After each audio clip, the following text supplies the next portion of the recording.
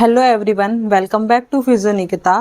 अगर आप BPT student हैं और न्यूरोलॉजी एग्ज़ाम की प्रिपरेशन कर रहे हैं तो आज की वीडियो आपके लिए बहुत इम्पॉर्टेंट है। मैं आपको वो टॉपिक्स बताऊंगी जो हर साल यूनिवर्सिटी में एग्ज़ाम और वाइवा में फ्रिक्वेंटली पूछे जाते हैं। साथ ही हर टॉपिक में क्या पढ़ना है वो भी बताऊँगी। चलिए स्टार्ट करते हैं। सबसे पहला टॉपिक है न्यूरॉन। ये न्यूरोलॉजी का एक फाउंडेशन है। एग्ज़ाम में स्ट्रक्चर ड्रॉ करने के लिए कहा जाता है आपको न्यूरॉन के सेल, डेंड्राइट्स, एक्सोन और माइलिन शीट को अच्छी तरीके से याद करना है और साथ ही साथ एक्शन पोटेंशियल या और साइनेप्सिस भी ज़्यादा पढ़नी है क्योंकि ये लॉन्ग क्वेश्चन के रूप में पूछा जाता है। ठीक है। दूसरा, upper motor neuron versus lower motor neuron. इसमें वाइवा में सबसे फेवरेट क्वेश्चन होता है कि हमेशा डिफरेंस पूछा जाता है, तो हमें डिफरेंस याद करना है टेबल फॉर्म में। उसका muscle tone, relaxation, muscle wasting और बिबिन्स्की साइन पर खास ध्यान देना है। अगर ये डिफरेंस याद रखेंगे तो आप इजीली आसानी से वाइवा में अच्छे स्कोर कर पाएंगे। तीसरा, अब बात करते हैं क्रेनियल नर्व्स की, जो टोटल 12 क्रेनियल नर्व्स होती हैं। सिर्फ नाम याद रखना ज़रूरी नहीं होता। इसमें हर क्रेनियल नर्व्स के फंक्शन एग्जाम में पूछे जा सकते हैं। वाइवा में क्वेश्चन पुटअप किया जा सकता है कि अगर कौन सी क्रेनियल नर्व डैमेज होने की वजह से पेशेंट को कौन से सिम्टम्स देखने को मिलते हैं।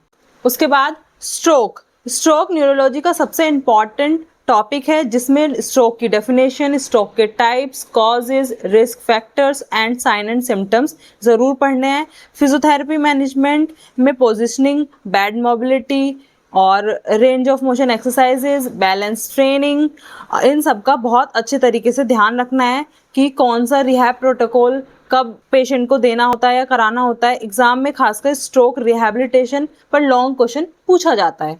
ठीक। उसके बाद है पार्किंसन डिजीज। तो पार्किंसन डिजीज में आपको याद रखना है TRAP।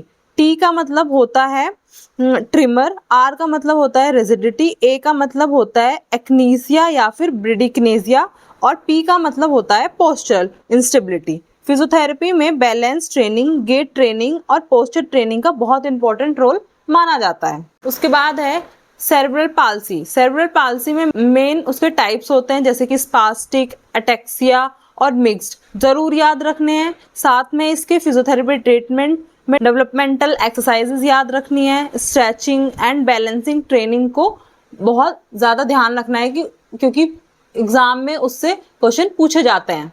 उसके बाद है स्पाइनल कॉर्ड इंजरी में कंप्लीट और इनकम्प्लीट इंजरी का डिफरेंस जरूर याद रखना है।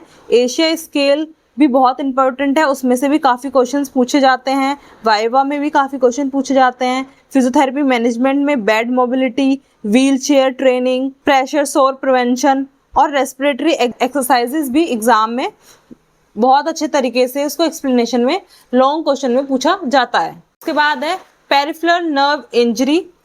इसमें जो है मेन सडन क्लासिफिकेशन होती है, जिसमें न्यूरोप्रेक्सिया, एक्सोनोटोमोसिस और न्यूरोटोमोसिस हमेशा पूछी जाती है, ये आपको ध्यान रखना है। और medial nerve, ulnar nerve, radial nerve की इंजरी का हमें पता होना चाहिए। इंजरी की वजह से क्या क्लिनिकल फीचर्स भी हमें प्रिपेयर करने होते हैं, क्या क्या सिम्टम्स पेशेंट को देखने को मिलते हैं, तो इसमें इन सब चीज़ों का ध्यान रखना है। उसके बाद है बेल्स पाल्सी में फेशियल मसल जो है वो वीक हो जाती है, तो हमें ये याद रखना है कि उसका फिजियोथेरेपी मैनेजमेंट क्या है। मिरर थेरेपी हम कैसे कराते हैं, मसाज और मसल रिडक्शन इंपॉर्टेंट होता है। तो वाइवा में इस टॉपिक से बहुत इजीली क्वेश्चंस निकल के आते हैं। उसके बाद लास्ट है multiple sclerosis and GBS, Guillain Barre syndrome. ये दोनों डिजीज भी यूनिवर्सिटी एग्जाम में फ्रिक्वेंटली क्वेश्चन में पूछी जाती है। अगर आप इन 10 टॉपिक्स को अच्छी तरीके से प्रिपेयर कर लेते हैं तो न्यूरोलॉजी एग्जाम में अच्छे मार्क्स स्कोर कर सकते हैं। और अगर ये वीडियो आपको अच्छी लगी है तो लाइक करें, चैनल को सब्सक्राइब करना ना भूलें। कमेंट्स में बताएं कि नेक्स्ट न्यूरोलॉजी सीरीज़ में कौन सा टॉपिक्स प्रिपेयर करना है मुझे। मिलते हैं नेक्स्ट वीडियो में। Thank you.